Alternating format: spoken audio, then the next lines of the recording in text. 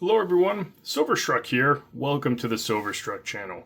This is a very deep dive video into 1 ounce Engelhard pressed silver bars. So if you're a vintage fan and you really want to learn a lot about Engelhard 1 ounce pressed bars, you found the right video. Here I have my whole stacking collection of 94 individual bars out for display. I'll be able to share a whole bunch of different varieties with you, some that you may not have known actually existed. We'll go over the standard production bars, then the lesser known standard production bars, some scarce bars, and even a few downright rare bars that you might not see anywhere else. So, this video was inspired by another video I was watching here on YouTube from our friend Dub C. I will leave a link in the description of this video to his video. It's worthwhile checking out. He does a great job and a very articulate speaker on his channel, and I'm sure you'll enjoy his content if you don't already. So, without further delay, let's get into these Engelhard bars. We're going to be talking about 2 main varieties, if you will. There's the landscape variety and the portrait variety. So I've put all of the portrait varieties on the top for the most part, right here. American on the top, a few Canadian bars, and then we have the landscape variety. So that's how all Engelhard refers to them. You may know these as vertical bars and these as horizontal, but we're going to be using portrait and landscape. I'll be referring to allengelhard.com throughout the video, so without mentioning them 100 times, just know when I post a pic, it's going to be from the allengelhard.com website. My favorite resource, and if you have not checked them out and you're into vintage, you definitely need to do so. Let's start with the most common of common, the standard production portrait bars that Engelhard made with a whopping mintage of 1.1 million. I don't have that many examples of that bar because I'm more into the harder bars to find. So I was kind of shocked to find that I don't have a full tube of that sort of bar. I'm going to share with you an example given to me from Silver Bar Stacker a while back, and this is a great packaging. I like how he labels everything. So let's check out the bar.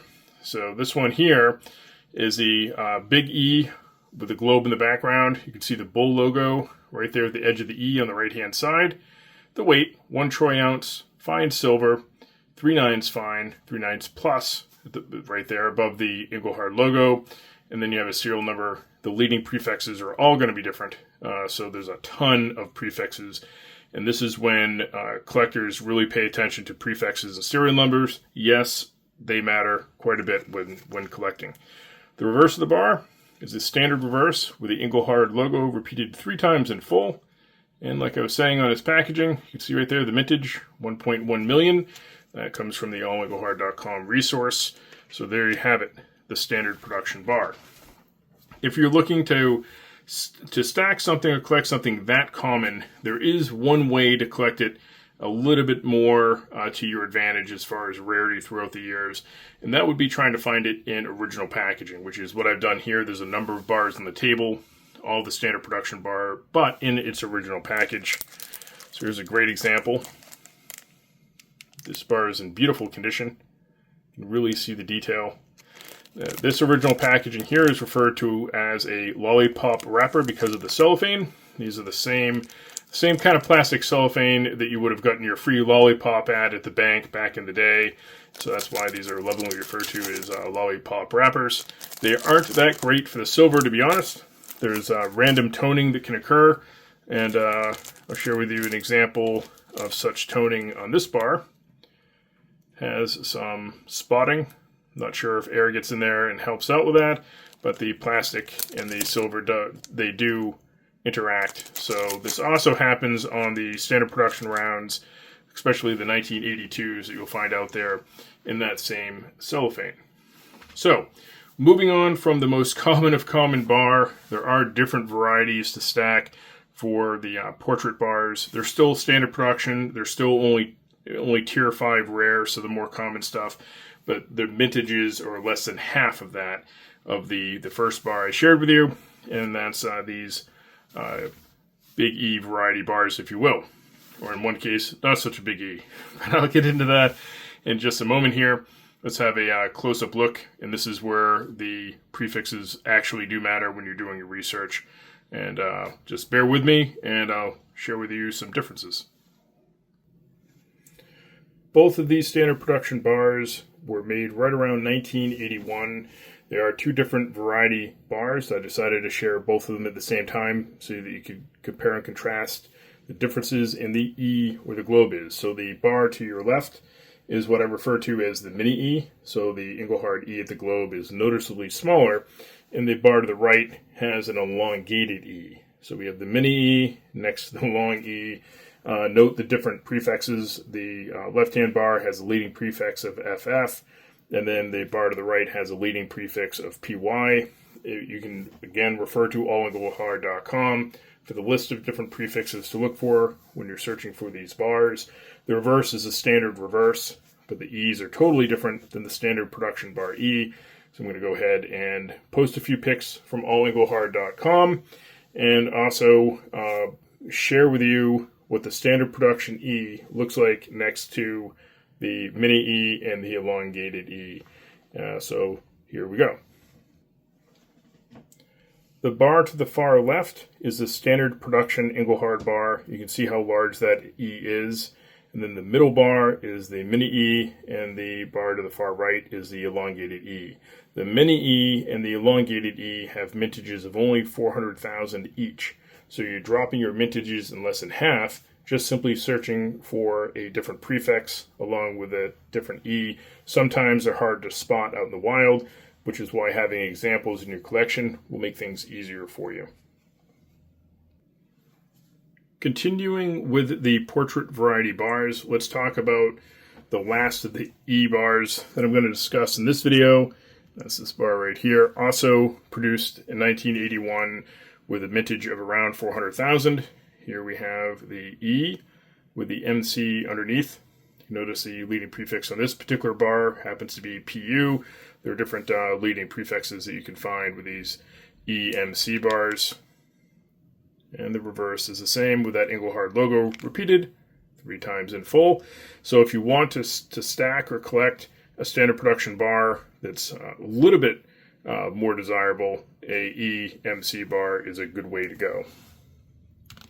Now, rounding out the top of the American bars that I want to talk about, let's have a close-up look at some beautiful Eagle bars, 1986 Eagle bars from Engelhard. And I'm going to show 2 different varieties at the same time close up. As I was saying, the 1986 portrait variety bars feature the Engelhard Eagle that you can also find on the reverse of rounds starting in 1984 through 1987 for the standard production rounds that Engelhard produced. The same exact eagle. Underneath that eagle, we have a different Engelhard logo that's used. The fineness, 3 nines plus fine silver. The weight under that, 1 troy ounce.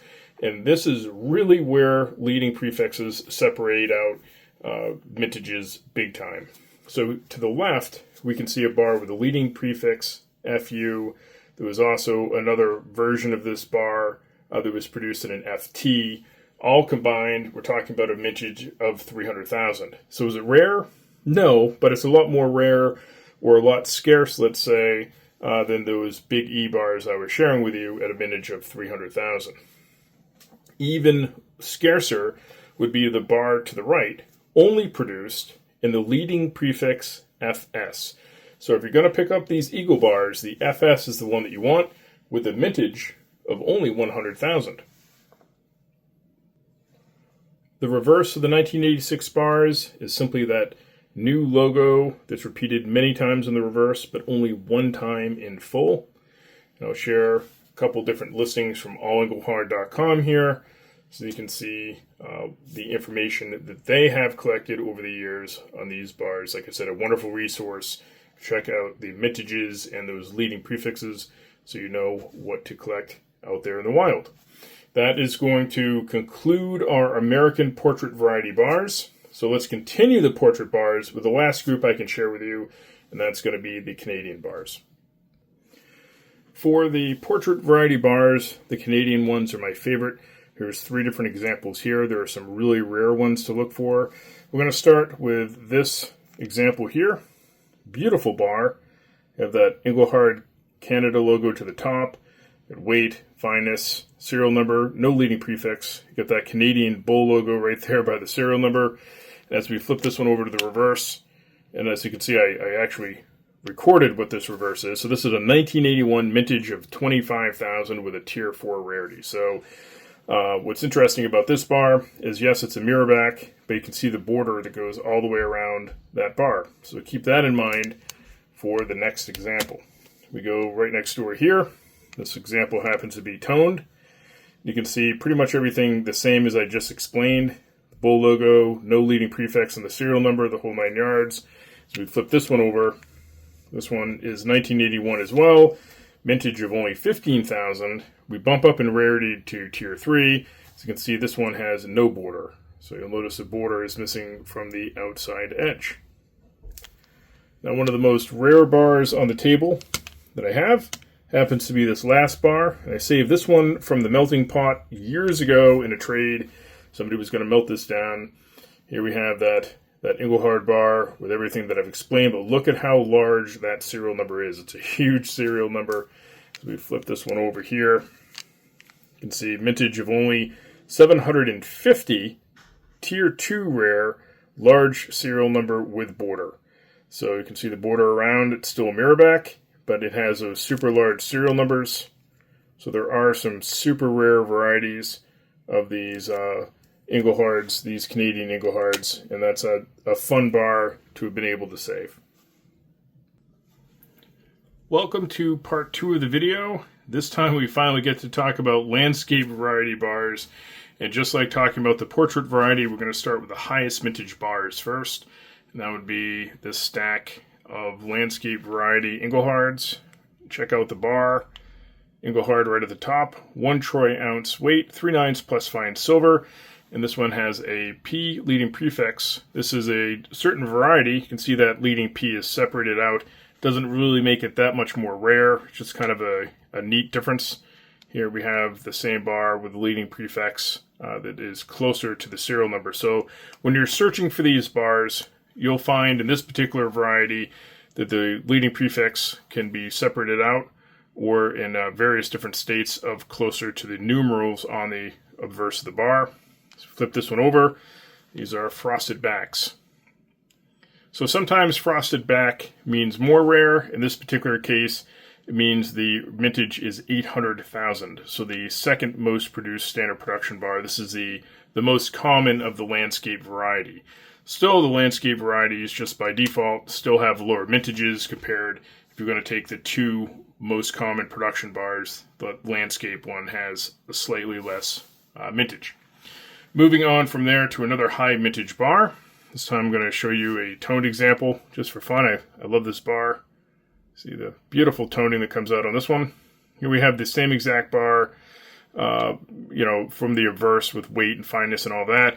But as we flip the bar over, you can see that again, hey, it's our old friend, the Engelhard logo repeated 3 times in full. So share a pic for this bar on allengelhard.com. You can see it's a fairly common mintage.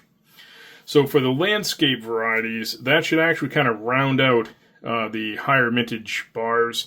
Let's talk about something that is a lower mintage bar, a bar that has several different varieties. So the high mintage variety of it's going to be 50,000, and then there's all sorts of different mintages in between, just from differences within the bar. And I'm talking about this group of bars right here. I have a lot of these, and this is the non-serialized Engelhard.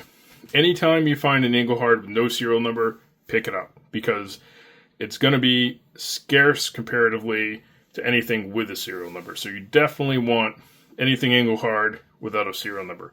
Let's have a close-up look at this bar. This one here happens to be a beautiful example. Not all of them are this good. We have the Engelhard logo, the weight, 1 troy ounce, 0.999 fine silver, and the missing serial number. So we flip it over to the reverse. You can see this is a frosted back. Now what makes this bar rare is kind of interesting. Check out the placement of the 1 right in between the 999 and the word fine. That means this bar, in fact all these bars are the same, it's only a 10,000 minted bar. So I'll share that pic with allengelhard.com. And we're looking at something as simple as where the 1 in the 1 troy ounce is placed to whether or not this bar is a 50,000 minted bar or a 10,000 minted bar. So there's a lot of nuances in collecting Engelhard, and it's just amazing when you get into the differences. If you ever have a thought something might be rare, just pick it up, do your research. You can always sell the silver back, but snagging something that you might think is different is always a good idea. Now, moving back along into the landscape varieties, I'm going to go back to Canada for one of my all-time favorite bars. Again, I just love those Canadian bars, and here we have a number of examples of them here. So I'm actually going to pick out the most mint example.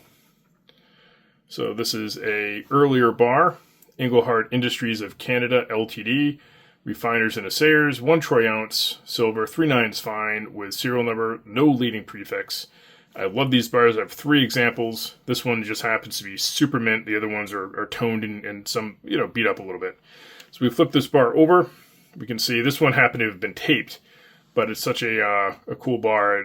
I don't mind. I might clean it someday. But so I can see I wrote on the back here, 1968 to early 70s, mintage of 17.5 and tier 3 rare. So here we're getting much more rare, mintage of only 17.5. So great bars to go out and find. I only have 3 examples in the stack and collection of these, but very happy to have them. I found this in a generic bin. So you just never know. There's still stuff out there. As people trade in their grandparents' silver, you just never know if it's a common or rare bar. This brings us to the end of the line. I'm going to look at some harder to find bars here with definitely lower mintages. Many of you will notice these bars. This one right here is part of a series that I only have this one example, and this is the Commemorative Sports Series by Engelhard. Notice the E floating over there to the left-hand side. This one's Boston versus Pittsburgh.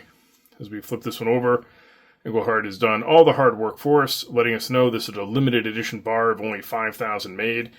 I know there's only 5,000 made, but this bar is harder to find than so many others out there. So as far as survival rate goes, I don't know. I think these are much more rare now.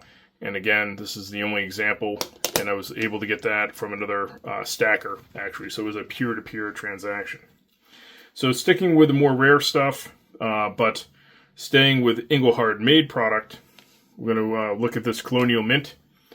This one I got from another channel here on YouTube. And this is a Colonial bar made by Engelhard. Check out the font and everything. So we flip this bar over. You can see Colonial repeated. Guess what? 3 times in full on the reverse. I wonder how they get that idea. It's because this is an Engelhard made product. These Colonial bars have a super low mintage at only 1,000.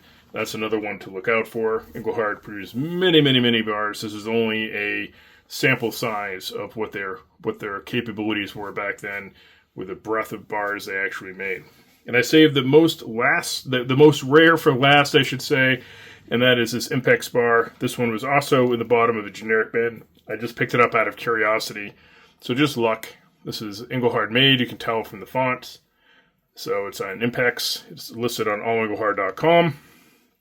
You can see the back of it here.